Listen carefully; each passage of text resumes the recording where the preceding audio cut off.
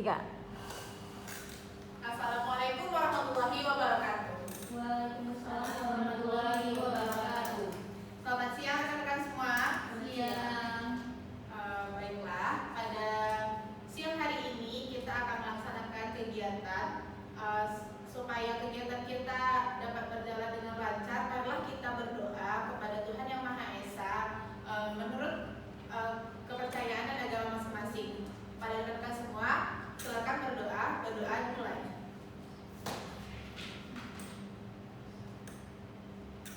Berdoa selesai. Pada siang hari ini kita melaksanakan kegiatan pelatihan di dalam ruangan, yang mana untuk prosedur keselamatannya saya informasikan kepada rekan-rekan semua, apabila selama kegiatan atau di pertengahan kegiatan terjadi hal-hal yang tidak terduga atau hal-hal darurat, silakan rekan-rekan pergi menuju pintu darurat yang berada di sebelah kanan rekan-rekan semua untuk menyelamatkan diri. Nah, tadi saya belum memperkenalkan diri. Saya memperkenalkan diri.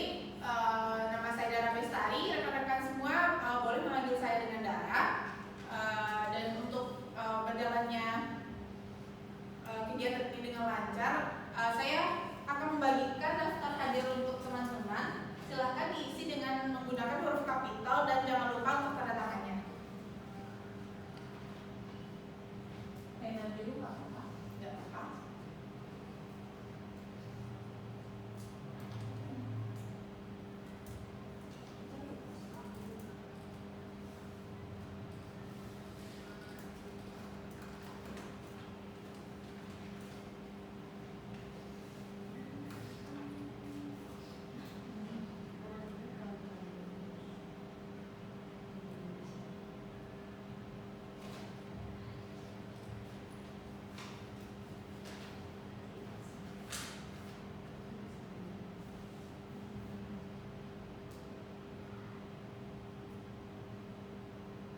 Pak, ini ada salah kalau apa dicoret? Enggak apa-apa, bikin di bawahnya aja ya.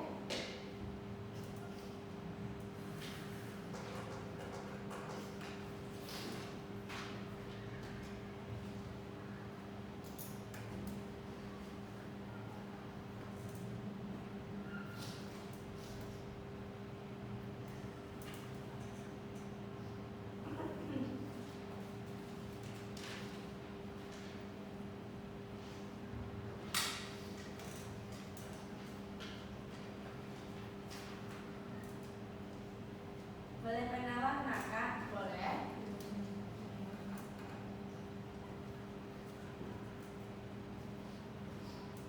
Bentar, Kak. Terima kasih ya.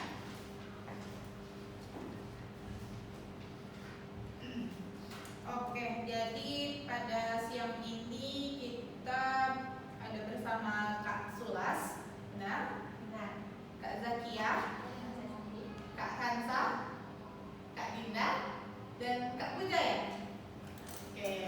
Nah, baiklah rekan-rekan sekalian, sebelum kita memasuki inti dari pelatihan nih, untuk supaya kita lebih refresh dan materi yang akan disampaikan nanti bisa dapat lebih bisa dipahami dengan kondisi yang lebih refresh, saya akan mengajak teman-teman semua untuk melakukan suatu games. Tapi saya meminta tolong untuk pada salah satu dari teman-teman untuk ke depan menemani saya di sini untuk melakukan games. Oke? Oke. Apakah ada yang bersedia? Gamesnya ngapain, Kak? Kita nanti akan memperagakan gaya. Jadi rekan-rekan akan menebak apa kalimat yang disampaikan oleh gaya yang disampaikan oleh rekannya yang di depan. Oke.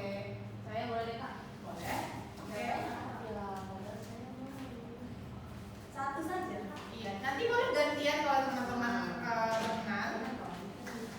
Baik, sebelumnya saya contohkan terlebih dahulu ya. Kalimatnya singa tidur siang. Kira-kira bagaimana gayanya? Singa tidur siang.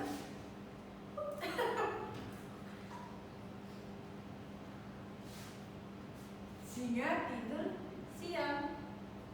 Ya, pokoknya seperti itu nanti peraturan permainannya ya.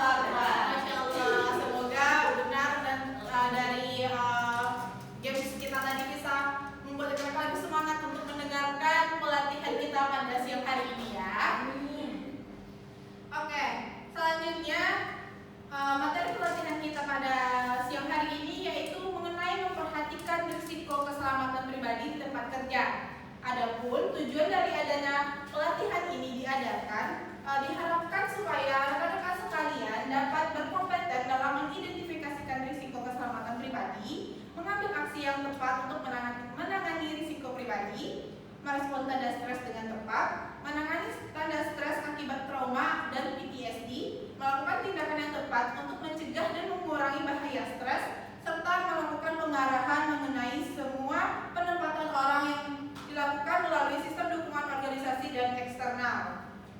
Nah, untuk apa saja yang akan kita bahas pada hari ini, yaitu ada perkenalan, tujuan dari training ini dilakukan, topik-topik apa saja yang akan disampaikan, serta nanti ada evaluasi ya rekan-rekan. Untuk topik yang akan disampaikan itu ada 5, yaitu risiko keselamatan pribadi, tanda-tanda stres, PTSD, aksi untuk melindungi atau meminimalisir stres, sistem dukungan organisasi dan personal. Nah, risiko keselamatan pribadi itu merupakan potensi bahaya yang dapat menyebabkan cedera pada seseorang, baik itu berupa cedera fisik ataupun tekanan psikologis. Risiko keselamatan pribadi ini bisa saja terjadi di lingkungan kerja ataupun seperti kita di BPPD ini kan lebih sering turun ke lapangan ya rekan-rekan. Jadi risiko keselamatan pribadi ini lebih berkesinambungan dengan yang ada di lapangan. Nah, kira-kira rekan-rekan tahu nggak apa saja risiko keselamatan pribadi yang terjadi di lingkungan kerja BPPD ini? Ayo, siapa yang bisa menjawab? Pribadi.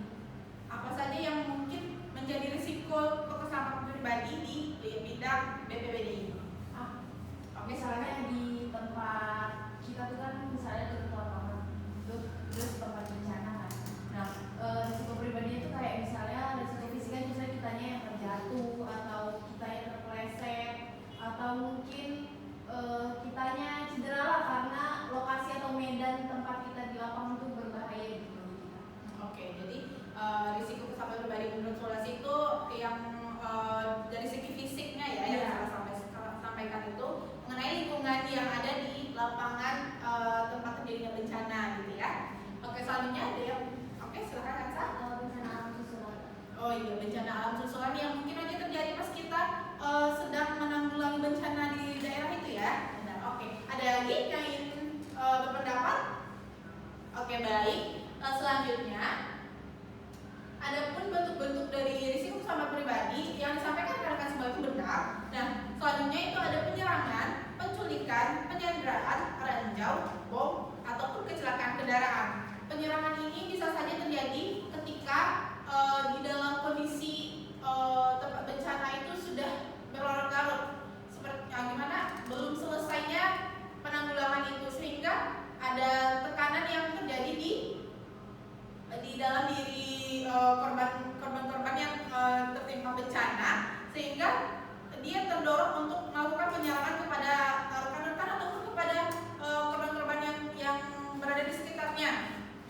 Selanjutnya, adapun itu yaitu isu yang mengarah pada proses evakuasi. Penyerangan, penculikan, penyanderaan itu bisa menjadi isu-isu yang dapat menjadi penghambat pada proses evakuasi.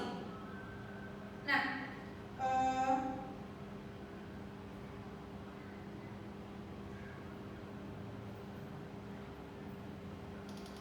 adapun itu seperti yang disampaikan oleh rekan kita Kansa tadi, itu ada bencana alam susulan. Seperti nanti ketika kita berada di tempat terjadinya bencana, itu ada kebakaran yang menimpa tempat bencana kita karena adanya aliran listrik yang terputus karena bencana alam tersebut. Nah, selanjutnya ada beberapa tanda-tanda stres. Nah, menurut rekan-rekan, tanda-tanda stres itu apa saja yang pernah rekan-rekan rasakan? Oke, cemas. Terus ada lagi? Tidur tidak nyenyak. Tidur tidak nyenyak. Ada lagi? Mual. Ada lagi? Sulit konsentrasi. Benar. Ada lagi? Mungkin Puja. Apa aja tanda-tanda stres yang sekiranya Puja rasakan? Stres.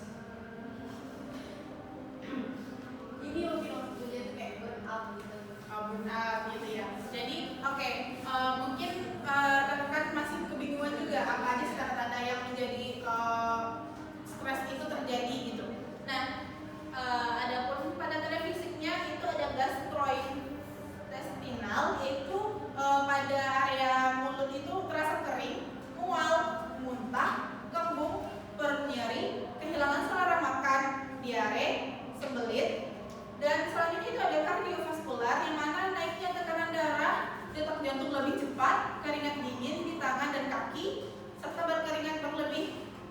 Kemudian ada di pernapasan, itu seperti sulit bernapas, kita terengah-engah, sensasi tidak mampu bernafas. Dan selanjutnya itu ada perilaku yang mana itu ada susah tidur, benar apa yang dikatakan oleh Hansa tadi. Kemudian penggunaan rokok, alkohol atau obat secara berlebihan, perubahan keseimbangan libido, serta intelektual, yang mana orang-orang yang mengalami stres akan merasakan sulit berkonsentrasi dan sulit berpikir serta mengekspresikan bagaimana ucapannya. Kira-kira rekan-rekan selama menjadi anggota staf di BPBD ini apa aja yang pernah dialami ketika turun ke lapangan, tanda-tanda stres apa aja yang pernah dialami? Mual sih banyak sering, misalnya terlepas dari mual itu kayak entah di perjalanan ya, kayak kurang fit atau pas sampai di lokasi itu kayak ngeliat berantakan kan, ngeliat orang-orang sedih misalnya gitu. Jadi kayak lebih ke tanda fisik sih kalau yang saya rasain. Oke, berarti sudah lebih ke fisik ya. Ada lagi?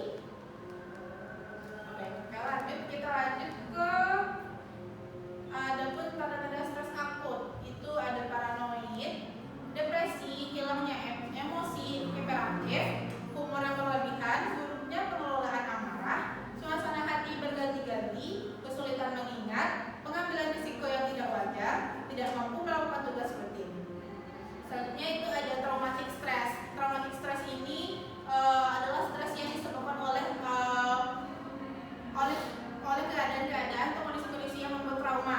Itu tanda-tandanya ada di bawah dari insiden kritis, yang mana khususnya tidak diharapkan dan sangat emosional. Kemudian respon terhadap stres traumatik itu mirip seperti yang sudah saya jelaskan, tetapi yang lebih jelasnya ini untuk traumatic stress ini dia langsung muntah, tidak ada perasaan mual ataupun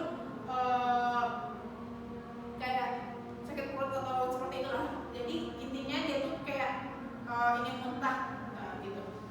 Selanjutnya ada PTSD, post traumatic stress disorder. Ada untuk tandanya, ada gangguan tidur, mimpi buruk, memori buruk yang invasif, serta mengingat sebuah peristiwa yang kemungkinan saja itu dapat membuat kita merasa stres, terus merasa disingkirkan, menghindar dari keramaian, terlalu bergairah, cemas, depresi, kecewa, marah, berpikir bunuh diri, menarik diri dan lainnya, ketakutan akan terjadinya bencana baru, kesulitan tidur, fobia, serta reaksi berlanjut sampai 3 atau 4 minggu.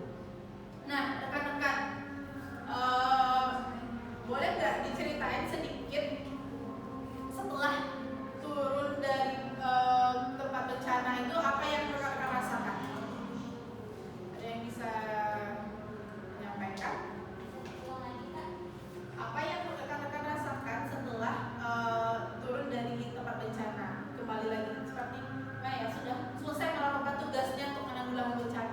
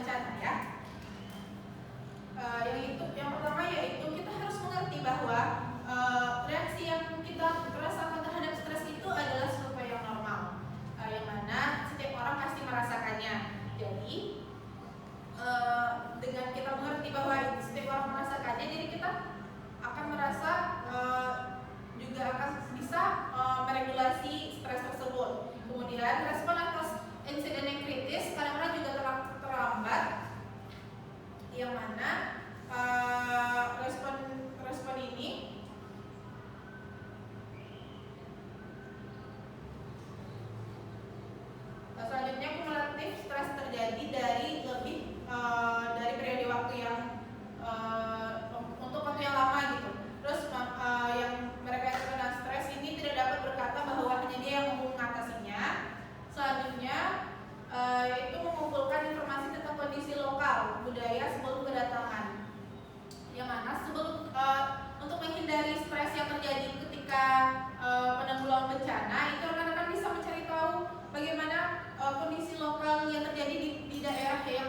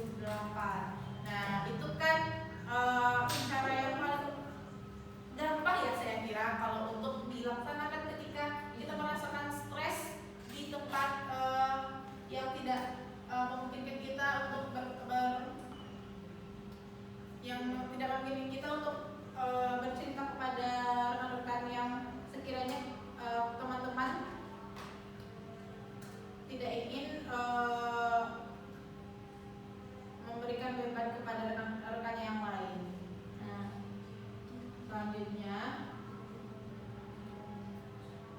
sebentar. Setelah iya benar.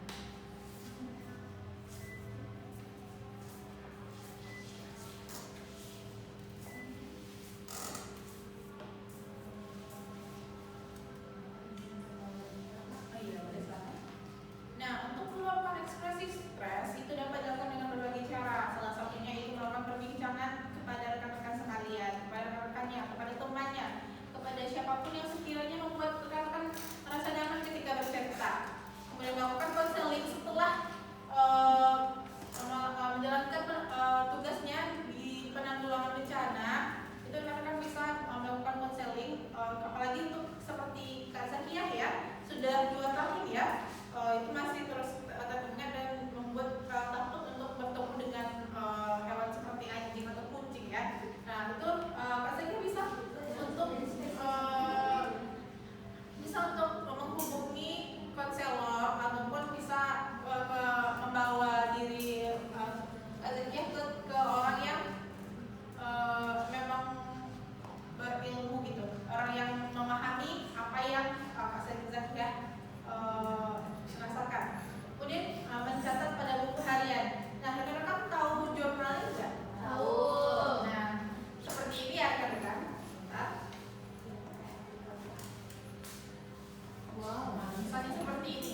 Rekan-rekan bisa melakukan journaling, yang mana rekan-rekan meluapkan perasaan-perasaan yang rekan-rekan rasakan. Itu juga bisa dilakukan saat pergantian shift ketika di penanggulangan bencana. Nah, dengan meluapkan perasaan rekan-rekan itu bisa diharapkan bahwa setidaknya sedikit perasaan tertekan atau stres itu bisa disalurkan melalui catatan. Kemudian selanjutnya itu ada melukis. Nah, kira-kira rekan-rekan ada yang suka melukis? Enggak bisa. Dengan melukis kita juga bisa meluapkan perasaan-perasaan kita dengan menggunakan warna-warna yang sekiranya menggambarkan perasaan kita pada saat kita melukis itu ya rekan-rekan. Oke. Selanjutnya tentang sistem dukungan organisasi dan personal. Tentu saja untuk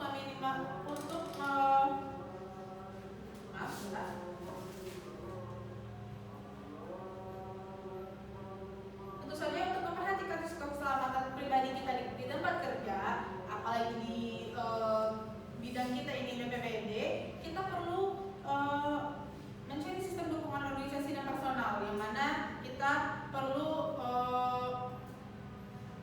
berhubungan dengan jejaring rekan kerja, berkomunikasi dengan sesama rekan kerja yang ada di lapangan maupun yang ada di kantor mengenai bagaimana perasaan kita, bagaimana kondisi kita setelah melakukan penanggulangan ataupun sebelum saat mempersiapkan diri untuk terjun ke lapangan langsung. Kemudian menerima surat secara teratur dari rumah atau menerima kabar dari rumah ketika kita berada di daerah terdampak bencana tersebut. Kemudian menerima kiriman berita seperti koran ataupun majalah. Kemudian staf kantor, pemimpin keagamaan, peluang dan memperhatikan peluang